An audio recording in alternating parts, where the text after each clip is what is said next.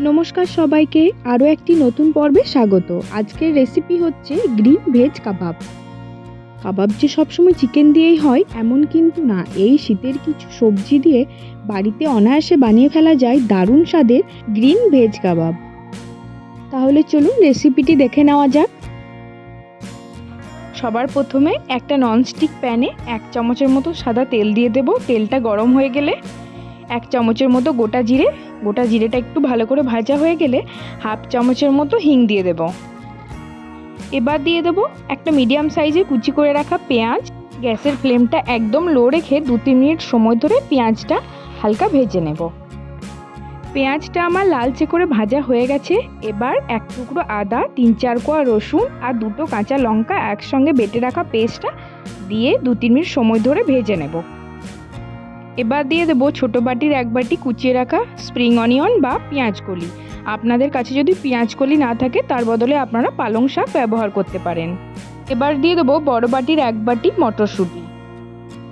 মটরশুঁটি দেবার পর সামান্য কিছুক্ষণ নেড়ে চেড়ে ঢাকা দিয়ে মটরশুঁটিটা আমি সেদ্ধ করে নেব। মটরশুঁটি আমার প্রায় সেদ্ধ হয়ে গেছে। এই সময় দিয়ে দেবো 1/2 বাটির মতো ভিজিয়ে রেখে জল ঝরিয়ে নেওয়া চিড়ে। এরপর বেশ কিছু গুঁড়ো মশলা দিয়ে দেবো। সবার প্রথমে 1/2 চামচ হলুদ গুঁড়ো, পরিমাণ মতো নুন, 1/2 চামচের মতো গরম মশলা, 1/2 চামচের মতো চাট মশলা আর 1/2 চামচের মতো রেড চিলি পাউডার। সমস্ত গুঁড়ো মশলাগুলো মিশিয়ে নিয়ে আরও 2-3 মিনিট সময় ধরে এটাকে ভেজে নেব। এটা থেকে একটা খুব সুন্দর সুগন্ধ বের হয়ে গেছে আর খুব ভালো করে ভেজেও নেওয়া হয়ে গেছে। এবার এটাকে নামিয়ে নেব। একটা প্লেটে ঢেলে নিয়ে এটাকে ঠান্ডা করে নেব। খুব ভালো মতো ঠান্ডা হয়ে গেলে একটা মিডিয়াম সাইজের সেদ্ধ করে রাখা আলু দিয়ে দেব। আর দিয়ে দেব 2 চামচের মতো কর্নফ্লাওয়ার আর বড় বাটির 1 বাটি কুচিয়ে রাখা ধনেপাতা কুচি। এবার হাতের সাহায্যে সমস্ত কিছু খুব ভালো করে মেখে নিয়ে একটা শক্ত ডো বানিয়ে নিতে হবে। ঠিক এইরকম একটা মিশ্রণ তৈরি করে নিতে হবে। এবার একটা স্টিক নিয়ে একে একে কাবাবগুলো তৈরি করে নেব। মিশ্রণ থেকে অল্প অল্প নিয়ে স্টিকের মধ্যে লম্বালম্বিভাবে লাগিয়ে দেব। এবার একে একে সমস্ত কাবাবগুলো তৈরি করে নেব।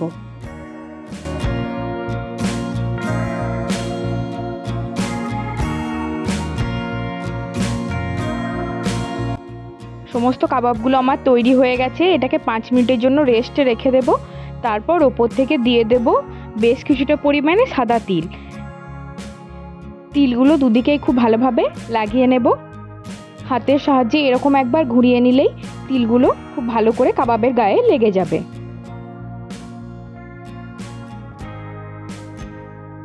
এবার একটা ননস্টিক প্যান খুব হালকা করে গরম করে নিয়ে তার উপর একে একে কাবাবগুলো দিয়ে দেব।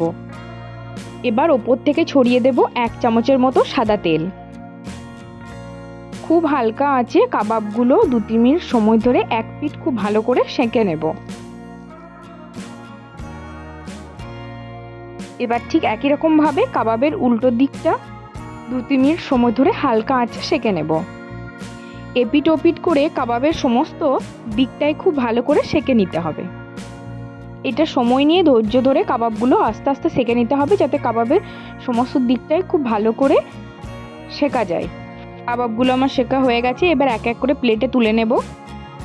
আপনারাও অবশ্যই বাড়িতে একবার ট্রাই করবেন এরকম গ্রিন ভেজ কাবাব।